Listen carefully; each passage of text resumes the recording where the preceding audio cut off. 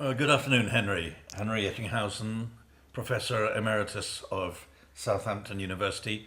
We're here in La Pera for a little conversation about the situation in Catalonia and your attitude to the present situation.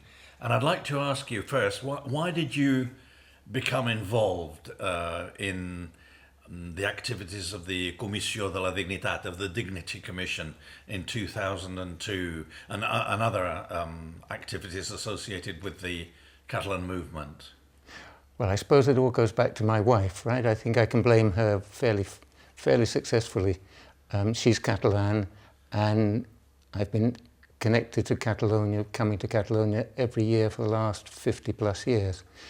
And as far as the Comissió de la Dignitat is concerned, there was a gentleman called Tony Strubel who got in touch with me, and I was very excited to be able to take part in something which could be described as attempting to repair one of the few repairable things from the Spanish Civil War, namely to get back from Salamanca, from a so-called archive in Salamanca, the hundreds of thousands of documents that were ransacked in Catalonia when Franco's troops marched in January and February 1939. Right. You, as an academic, as an outstanding Hispanist, with a lot of associations with Spanish institutions and universities, has this actually caused you any negative feedback from the Spanish authorities or universities? Not as far as I'm aware. If it's caused any negative feedback, that feedback hasn't come as far as me. Right. I remember once an occasion, a memorable occasion in Salamanca in the autumn of 2002 when you addressed a rather hostile audience of media, very much Spanish-centered media, by saying a phrase that had been a historical phrase that you'll situate for us, saying that you will conquer, but that you won't convince. Why did you say this phrase at a press conference? To be quite honest, I don't remember saying it, but if I did say it, I was certainly wrong, because the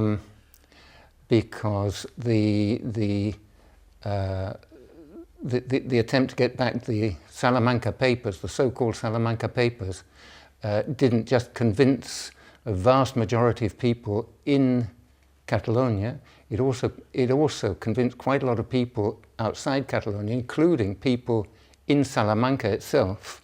I made new friends in Salamanca as a result of that campaign. So I think it was convincing, and it wasn't just convincing, we also won in the sense that in 2005 the socialist Spanish government passed a law ordering the return of those papers, even though it's taken over a dozen years for the vast majority to actually come back to Catalonia. Right. Well, we're in the middle here of what's called the Catalan process.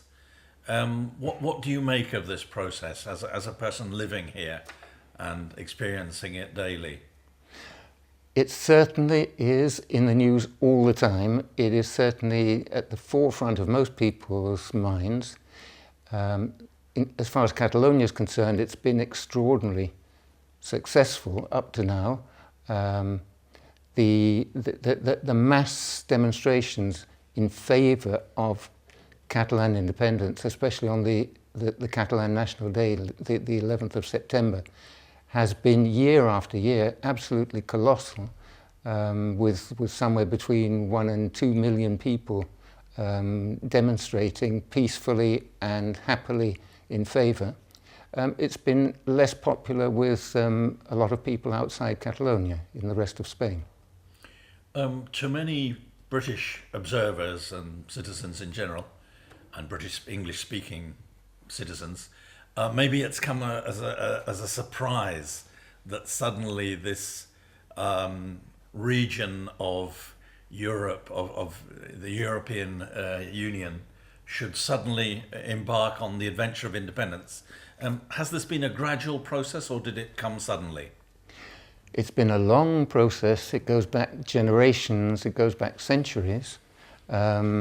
Its origins, its roots go back centuries, but obviously it's really come to a head in the past 10 years or so.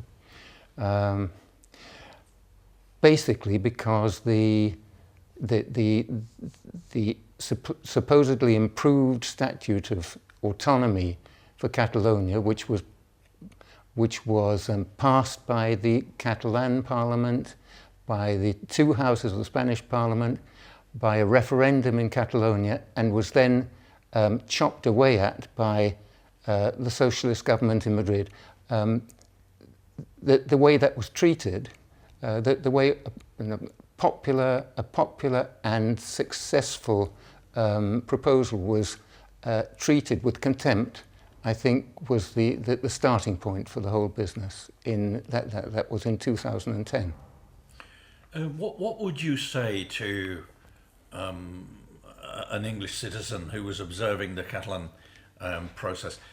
Can they identify with what's going on, would you say? I think it may be quite tricky because there's a lot of propaganda coming from the Spanish government, from both of the main parties in the Spanish government in particular, but just about all the parties in the Spanish Parliament, which is